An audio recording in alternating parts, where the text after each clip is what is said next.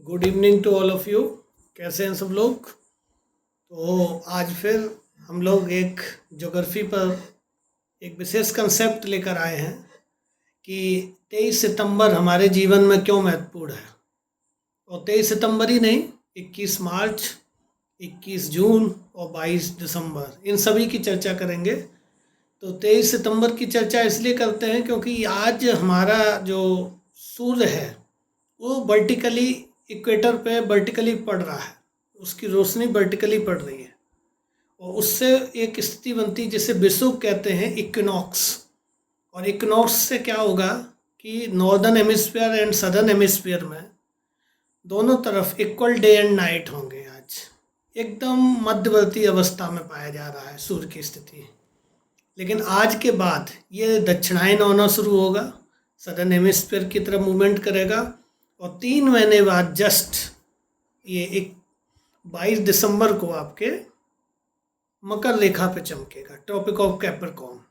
तो कैप्रिकॉर्न पे पड़ने पे क्या होगा, ऑस्ट्रेलिया में गर्मी होगी और उस समय जो 25 दिसंबर को जो स्थिति हमारे यहाँ सर्दी में जो मनाया जाता है, सेंटा क्लॉज जो आ रहा है आपके यहाँ, बड़ा दिन जिसे कह रहे हैं आप, उधर वो गर्मी में मनाते हैं, हम लोग सर्दियों में मनाते हैं। तो ये जोग्राफिकल लोकेशन का अंतर है। और फिर वही दिसंबर में फिर 3 महीने जोड़ दें आप, तो आपके मार्च में 21 मार्च को फिर ये इक्विनॉक्स पे आ जाएगा। ये हर 3-3 महीने पर ये वेरिएशन चलता रहता है। और फिर मार्च में 3 महीने जोड़ेंगे तो आपका 21 जून आ जाएगा, तो टॉपिक ऑफ कैंसर पर आ जाएगी स्थिति। सूर्य वर्टिकली किस पे पड़ेगा? टॉपिक ऑफ कैंसर पर। और कैंसर पर पड़ने पे 21 जून को आप जान ही रहे हैं, वर्ल्ड योगा डे, उसी के उपलक्ष्य मनाया जा रहा है।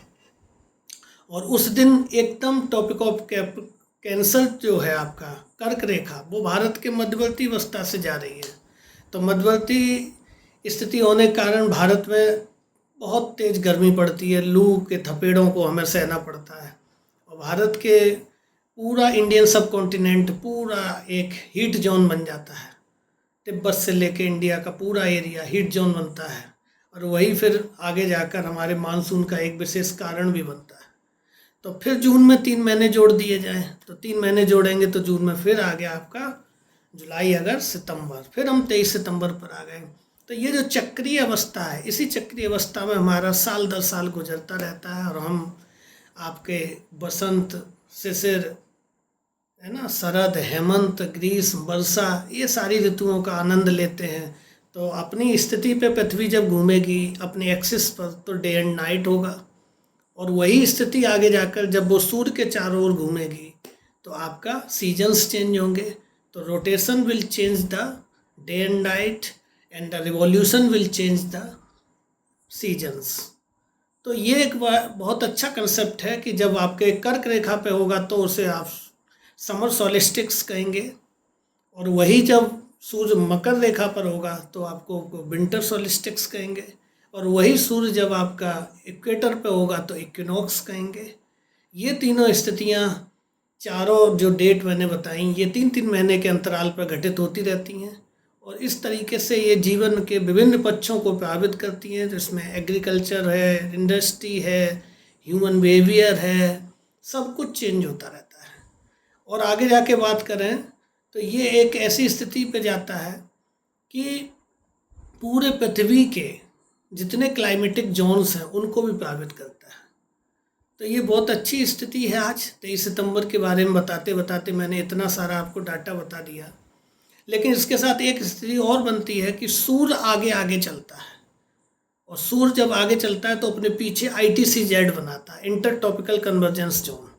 और यही ITCZ आपके मानसून का एक विशेष कारण बन जाता है, मानसून को अपनी तरफ प्रोटेक्ट करने का।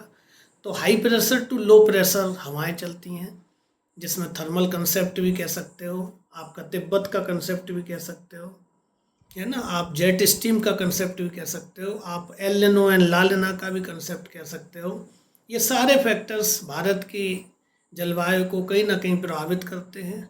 और ये सूर्य की जो सापेक्षिक स्थिति है, इससे भारत को एक विविधतापूर्वक देश बनाने में महत्व हासिल करते हैं।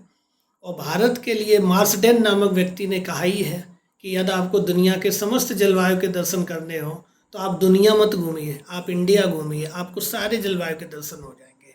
इतनी अच्छी भौगोलिक स्थिति शायद ही किसी देश में मिलती हो, जितना इंडिया को नेचर ने, गॉड ने इतना सारा धरोहर से सरोवर कर दिया है। तो आज इसी 23 सितंबर को लेके हमने इतनी बातें की, और आगे भी इसी प्रकार के ज्योग्राफिकल फैक्ट्स एंड फिगर्स से हम लोग परिचित होते रहेंगे। इसके लिए आपको बहुत बहुत धन्यवाद। मिलते हैं नेक्स्ट एपिसोड में। धन्यवाद।